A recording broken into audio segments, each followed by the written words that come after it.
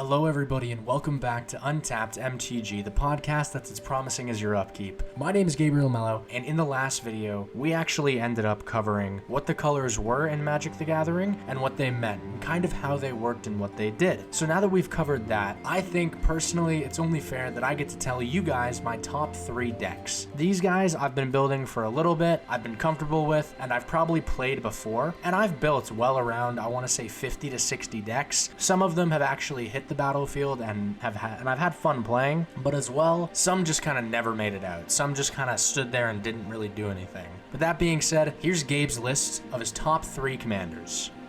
Alright, so for my first commander, I know that not a lot of people like Universes Beyond, and that, just to me, I don't really care. I like the game, it's fun, I gotta be real. That being said though, I'll take the boos in the crowd right now. That being said though, my third place commander right now is Vivi Ornithir. Vivi reads, I pay 0 and add X mana, where X is the combination of red or blue, where X is her power. I can activate it only once during my turn. That being said, it says whenever I cast a non-creature spell, I get to put a 1/1 counter on Vivi, and I get to deal 1 damage to every opponent. Now hold on, wait a minute. This seems kinda broken. You're telling me that I get to pay 0 mana to get mana? That seems stupid already. That being said, the bottom text is one of my favorite. Whenever I cast a non-creature spell, she gets 1/1, and everyone takes 1. So in 1 turn, I could play a 0-drop artifact, and she'd get a 1/1 counter, and then I can use her 1/1 counter for mana. That's pretty cool, but that being said, that's not how I built this deck at all. I built this, as a lot of other people did, Spellslinger. I've had a lot of fun playing my Izzet Spellslingers. That being said, a lot of the cards revolve around instant and sorceries. I'm talking cards along the lines of Serum Visions, Curate, Think Twice, Sleight of Hand, Faithless Looting, Archmage's Charm, Brainstorm Opt, Compulsive Research, Search the Count's Castle, also known as Thirst for Discovery, and Consider. All of these cards, in my opinion, are really good in Vivi because by the time I get a 3rd or 4th one of these spells out, Vivi will already be +3/+3, and I'll be able to drop almost every single one of these with 1 Vivi activation. And for me, that's pretty good. Now, on top of that too, I have a lot of follow-ups that go with Vivi, because I'm going to get her big at one point. She's going to become 14/14, 20/20, something like that, where she's big, so I want to be able to drop a lot of spells. That being said, my more expensive spells in this deck would be Blasphemous Act, Mana Geyser, and then on top of that too, I have a Rite of Replication. These guys are ones that I would use a little bit later into Vivi's turn, so I know that I'm going to be able to win the game. That being said, this comes with an array of creatures, a lot of them, like Archmage of Runes, Archmage Ametrius, and Niv-Mizzet Perun, really synergize well with Vivi, and on top of that too, I have some backups like Goblin Electromancer, Dualcaster Mage, and Stella Lee Wildcard.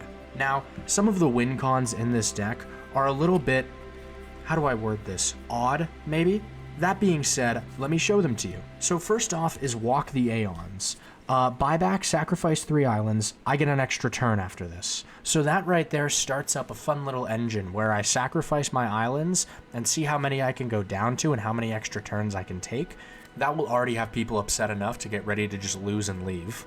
I have Mizzix Mastery, which lets me recast everything in my graveyard completely for free, especially if I pay the overload cost, but Vivi gives me free mana. And here's kind of an awkward one that not a lot of people put in this deck, but I think is a insane card to have, and it's Teferi's Tutelage. So whenever this enters, I draw and discard, and then whenever I draw a card, someone mills 2 cards. And then I have cards that pair really well with that kind of synergy with Teferi's Tutelage, like Archmage Ametrius, Archmage of Runes, and Niv-Mizzet Perun. All of these guys let me cast those really cheap instants and sorceries that I showed you earlier and get paybacks off of it by drawing more cards, which means more people get to mill. And I find like a lot of people get upset at that. That being said, this deck is overloaded with counter spells, copy spells, and also some ways to quietly buff up Vivi. But that being said, I think we should move to number 2. So number 2 is one of my personal favorite decks. It doesn't hold the number 1 spot, obviously, but that being said, it does hold the number 1 spot in my heart because they're one of my favorite kinds of things. I really like to nerd out about them sometimes, but in Magic the Gathering, they're very often targeted and smacked, and it's understandable. Yes, I'm not talking about dragons, I'm talking about dinosaurs, specifically Gishath, Sun's Avatar. As you can see, Gishath, Sun's Avatar reads Vigilance, Trample, and Haste.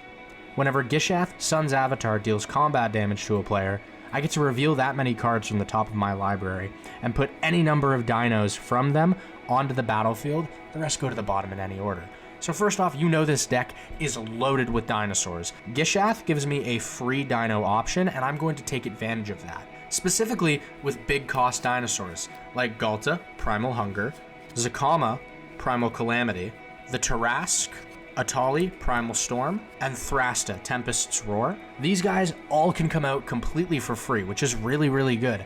But on top of that too, I have other dinosaurs like Palilani's Hatcher, Earthshaker Dreadmaw, Regisaur Alpha, and Wayward Swordtooth. All of these guys synergize really well with dinosaurs, as well as one of my personal favorites to throw in here, Pantlaza, Sun Favored. All of these cards really, really, really enjoy being around each other and in the same deck because they synergize insanely. But you probably have a question.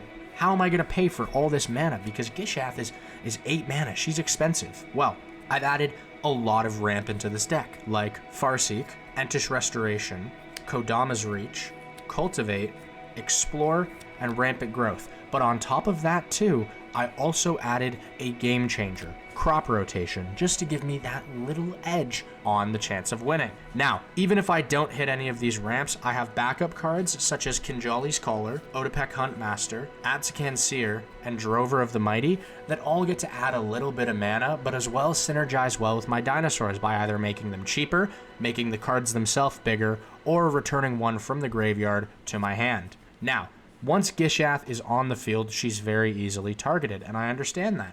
So, I have cards like Strength of Will, Restoration Magic, and Wing It, all to work really well at protecting her and keeping her on the field, just so I can get that damage.